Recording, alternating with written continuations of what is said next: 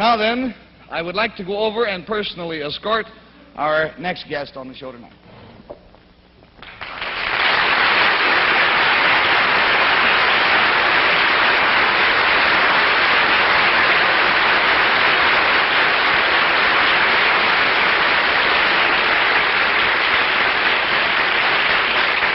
There you go. Now then, sir. Will you tell our panel, please? Let's get in a little closer. Do you mind if I pull you in, sir? There we go. Will you tell our panel, please, what your name is and where you're from? My name's Samuel J. Seymour. I'm from Maryland. This is Mr. Seymour from Maryland.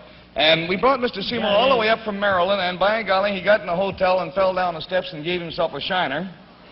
And we urged him not to come on the show tonight, as a matter of fact, and finally got in touch with his doctor, and the doctor said it was up to Mr. Seymour.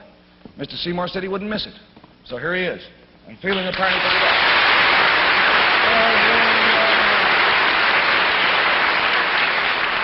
Now then, Mr. Seymour, how old are you, by the way, sir? 96. 96 years old. Now, sir, if you'll whisper your secret to me, I'm sure the folks at home would like to know what it is.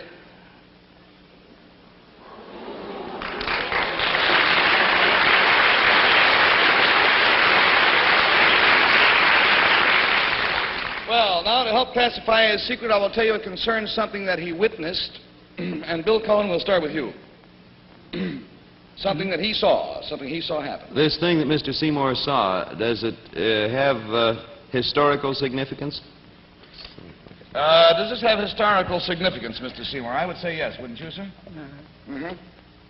I can't hear him very good. You have to tell me what you have. Yeah, there's quite a distance between our desks here. Let's all speak up, huh? Does it have political significance? It had political significance at the time. Yeah. Yes. Well,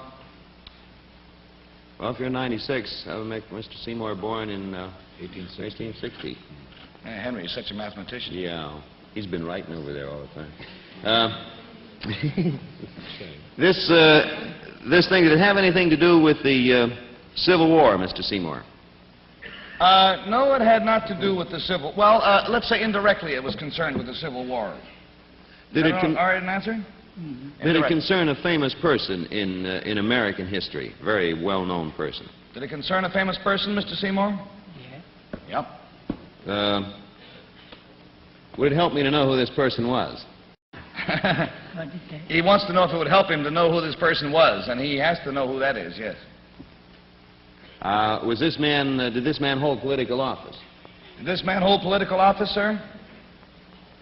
Yeah. Yes. $20 down and $60 to go, and we go to Jane Meadows. Mr. Seymour. Henry is being his usual helpful self by whispering to Jane, McKinley. And I'm not listening. Mr. Seymour, would this person have ever been President of the United States? Was he ever president, this man? Oh, I think he was once. Would it have been Abraham Lincoln? It was Abraham Lincoln, yes. You witnessed something to do with Abraham Lincoln. Was this a pleasant thing? Was it a pleasant thing you saw, sir? Not very pleasant, I don't think. I No. was scared to death over it. He said, no, he was scared to death. Would it have had anything to do with the President Lincoln's death, by any chance? Unfortunately, yes. Did Mr. Seymour witness the shooting of President Lincoln?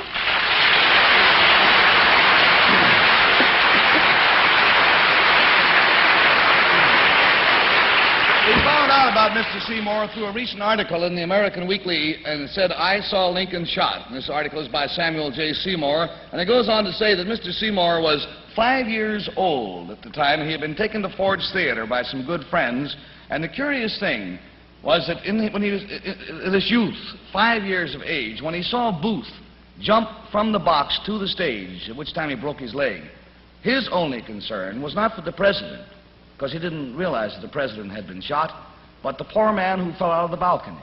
And that's all of his memory is of going to the theater and seeing a man fall out of the balcony. Sir, it's been a great joy and you might say an honor to have you are, by the way, the only living witness of that tragic event. And we are certainly going to forfeit the complete $80 to you just for your courage in coming here to see us tonight. Oh. And I told him before the show, I said, I'm going to give you a carton of Winston's, and Mr. Seymour said, I don't smoke cigarettes. So he smokes a pipe. So we have crossed the bounds tonight, and we're giving him a can of Prince Albert pipe tobacco instead. Okay? Let me help you out. You all talk to each other. I'll tell you what. It's time, anyhow, to take in our Winston movie for tonight. It's got a corny plot, I warn you, but there is a certain freshness and good taste with all. Now, sir, if you'll come with me.